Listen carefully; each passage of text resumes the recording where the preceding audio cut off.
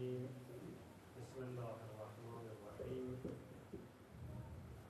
الحمد لله رب العالمين والصلاة والسلام على سيدنا ومولانا وحبيب قلوبنا أبي القاسم مصطفى محمد اللهم صل على محمد وآل محمد وعلى آله الطيبين الطاهرين لا سيما بقية الله في الأراضين روحي وأرواح العالمين بتراب مقدمه الفداء. قال رسول الله صلى الله عليه وآله وسلم حسين مني وأنا من حسين أحب الله من أحب حسينا. تسلیت عرض می‌کنم شهادت حضرت ابا عبدالله حسین و یاران با وفایش را به شما عزیزان و ارادتمندان به ساحت مقدس حضرت ابا عبدالله حسین، همچنین تسلیت عرض می‌کنم به سرور معظم حضرت حجة الاسلام و المسلمین حاج آقای حسینی حفظه الله تعالی که به حمدالله این بنای بسیار خوب را و این سنت حسنه را در اینجا احیا کردند و از زحمات ایشون این مجلس با شکوه و نورانی برپاست. Bismillahirrahmanirrahim. Assalamualaikum warahmatullahi wabarakatuh. Waalaikumsalam warahmatullahi wabarakatuh. Setelah hamdalah, salawat serta salam, beliau menyampaikan hadis Rasulullah Sallallahu Alaihi Wasallam, Husain adalah dariku dan aku dari Husain. Allah mencintai setiap orang yang mencintai Al-Husain. Kemudian beliau mengatakan, saya ucapkan belasungkawa yang sedalam-dalamnya kepada seluruh ikhwan dan akhwat sekalian atas musibah yang terjadi kepada Imam Husain alaihissalam. Begitu juga khususnya saya ucapkan belasungkawa kepada yang mulia Hujjatul Islam Muslimin Said Faris Al-Husaini yang telah menghidupkan sunnah yang baik ini, tradisi yang baik ini dalam rangka mengingat kembali Muharram dan Ashura. در اولین لحظه‌ای که در یک مکانی پرچم سیاه به علامت عزای ابا عبدالله حسین زده میشه، در اون مکان خداوند متعال دعا را مستجاب می‌کنه. در اون مکان گناهان انسان‌ها آمرزیده میشه و این خیلی مهمه. خداوند متعال چنین لطفی به امام حسین و عزاداران امام حسین علیه السلام کرده است که در جایی که به نام اون حضرت مجلس برپا میشه به این علامت‌ها، این پرچم‌های سیاه که می‌بینید زده میشه، دعا در این قبه مستجاب و گناهان آمرزیده.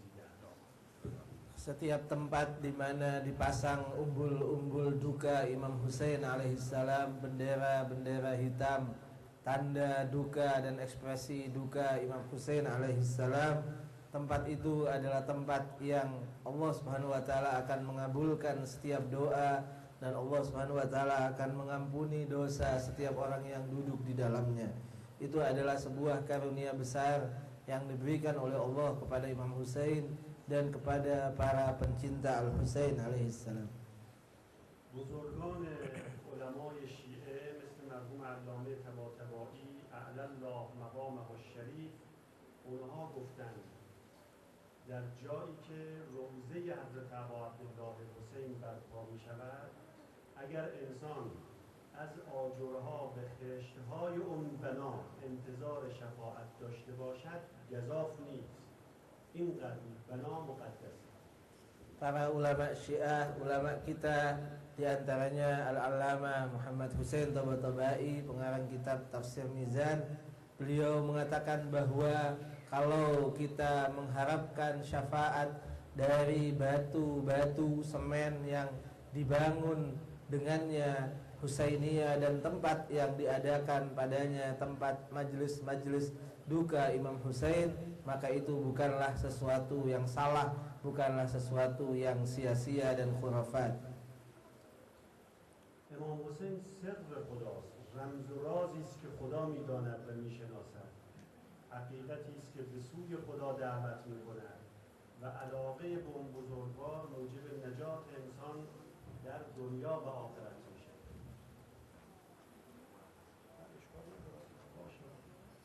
این روایتی که از نبی مکرم اسلام خوندم، حدیثی که در اول عرضم خوندم، بعد از اینکه پیغمبر می‌فرماید حسین از من است و من از حسینم، یه جمله دیگری اضافه می‌فرماید و اون این که خدا دوست بدارد دوستان حسین را و این دعا رو در مورد دوستان امام حسین پیغمبر بیان کرده. دو جور این احب الله حسینا، احب الله من احب حسینا معنا میشه. این جمله‌ای که پیغمبر فرموده به دو صورت معنا میشه. به قول ما طلبه ها یک معنای انشائی دارد، یک معنای اخباری دارد. معنای انشائیش همون دعاست. یه وقتی است که پیغمبر با این بیان دعا فرموده، احب الله من احب حسینا، یعنی خدایا دوست بدار کسی که حسین را دوست می‌دارد. این یک بیان دیگر این که این جمله اخبار است، داره خبر میده. پیغمبر راستگو، پیغمبری که صادق است و معصوم است، او خبر میده که خدایا، نه خدایا دیگه بحث دعا نیست، خدا دوست می‌دارد، این خبر است، دوست می‌دارد کسانی را که حسین را دوست می‌دارند. هر دوش اگر باشد فرقی نمی‌کنه، چه دعا باشد، دعای پیغمبر مستجاب است، جمعیت اینجا همه محبوب خدا هستند، چه اخبار باشد این جمعیتی که اینجا نشستن مثل همه کسانی که حسین را دوست می‌دارند محبوب خدا هستند. Imam Husain alaihissalam adalah sebuah rahasia kebesaran Allah subhanahu wa ta'ala. Imam Husain adalah hakikat yang akan menghantarkan kita kepada Allah subhanahu wa ta'ala. Karena itu mencintai Al-Husain bukanlah hal yang biasa. Mencintai Al-Husain adalah sesuatu yang sangat luar biasa. Pada hadis Rasulullah yang saya bacakan tadi, bahwa Allah subhanahu wa ta'ala mencintai mereka yang mencintai Al-Husain, ini bisa dimaknai atau memiliki dua makna. Kata ini, jumlah ini, statement ini bisa memiliki makna doa afirmatif bahwa semoga Allah mencintai orang yang mencintai Husain, ataukah mungkin dia memiliki makna berita, kabar kepada kita bahwa Rasulullah memberikan tahu kepada kita bahwa siapa yang mencintai Husain akan dicintai oleh Allah subhanahu wa ta'ala. Baik dengan makna doa yang pertama atau dengan makna berita dari Rasulullah, maka hasilnya sama, yaitu bahwa siapa yang mencintai Al-Husain berarti dicintai oleh Allah subhanahu wa ta'ala. Karena doa Rasulullah adalah doa yang dikabulkan oleh Allah, dan kalau itu berita, maka apa yang disampaikan oleh Rasulullah adalah pasti benar. امام حسین وجودش دعوت به سوی خداست. دعوت دو جور مطرح میشه. یه وقتی از کسی مردم را به سوی خدا دعوت میکند، اون میشه داعی الله. یه وقتی از نه، خود شخص دعوت هست، داعی فقط نیست. غیر از این که داعی است، دعوت هم هست. خداوند متعال داعی است، اما پیام خدا و دعوت خدا حسین است. خدا داعی است به سوی خودش، اما به چه وسیله‌ای؟ پیام خدا، دعوت خدا چیست؟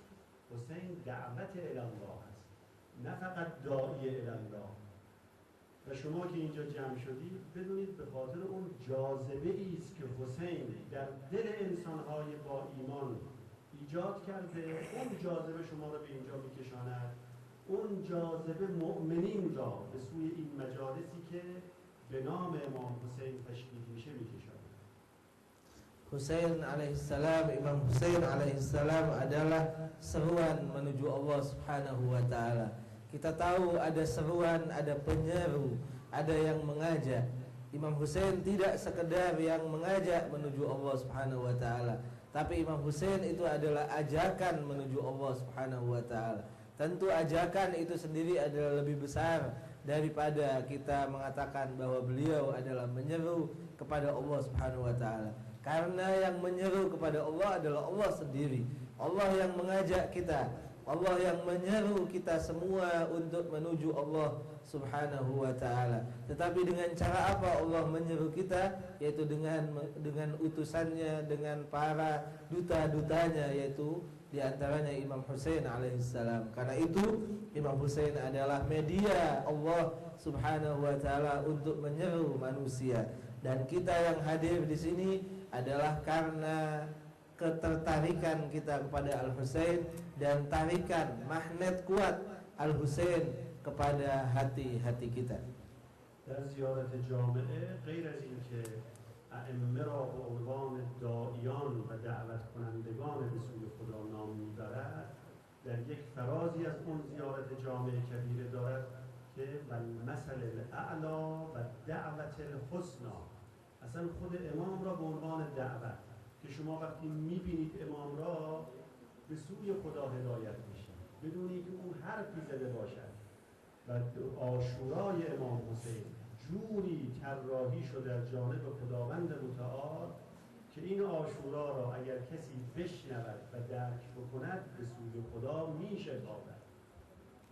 Di dalam ziarah jami'ah disebutkan bahwa selain para imam suci Ahlul Bait alaihimussalam adalah penyeru kepada Allah Subhanahu wa taala, disebutkan di situ juga wad-da'watul husna, bahwa mereka para imam adalah seruan yang baik menuju Allah Subhanahu wa taala. Artinya setiap orang yang ketemu imam, setiap orang yang hadir di dalam benaknya mengingat imam, maka otomatis dia akan menuju Allah Subhanahu wa taala. Otomatis kemudian akan mengingat Allah Subhanahu wa taala. Tanpa imam itu yang mengajak kita kepada Allah, tanpa imam itu yang mengatakan sesuatu untuk menyeru kita kepada Allah, tapi keberadaan beliau sendiri, ingatan kita tentang beliau, itulah yang langsung menghantarkan kita kepada Allah Subhanahu wa taala. در جهانی که ما زندگی می‌کنیم دعوت‌های زیادی وجود دارد. داعی‌ها و دعوت کننده‌های زیادی هم هستند. همه دعوت می‌کنند. شیطان هم ما را دعوت می‌کند. مظاهر فریبای دنیا هم ما را به خودشون دعوت می‌کنند. خدا هم ما را دعوت می‌کند. دعوت خدا از طریق ائمه هداست. از طریق اون کسانی هست که به عنوان هدایت کننده انسان، به عنوان کسانی که دستگیری میکنند از انسان، به این عنوان خداوند متعال دعوت خودش رو مطرح میکند. بنابراین دعوت ها متعدده. هیاهو در عالم زیاد است. در میان این هیاهو یک دعوت حق وجود دارد که اون دعوت حق از طریق ائمه هدا و مخصوصا از طریق امام حسین و از طریق عاشورای ابو عبدالله حسین. Kita tahu bahwa di dunia ini banyak sekali seruan, banyak yang menyeru kita ke berbagai arah, banyak yang menyeru kita ke berbagai objek seruan. Ada setan yang menyeru kita sesuai dengan keinginannya. Ada dunia dan kegemerlapan dunia yang menyeru kita untuk kemudian tertipu dengan dunia tersebut. Dan juga ada Allah Subhanahu wa taala yang selalu menyeru kita. Allah Subhanahu wa taala menyeru kita dengan perantara duta-dutanya, para imam suci Ahlul Bait, dan semua seruan yang kita dengar itu adalah seruan yang tidak perlu kita ikuti kecuali seruan dari Allah Subhanahu wa taala melalui para dutanya, para imam suci alaihimussalam, khususnya Imam Husain alaihissalam, yang mana dengan peristiwa Karbala, dengan peristiwa Asyura, maka otomatis setiap orang langsung akan menghantarkan dirinya kepada Allah Subhanahu wa taala.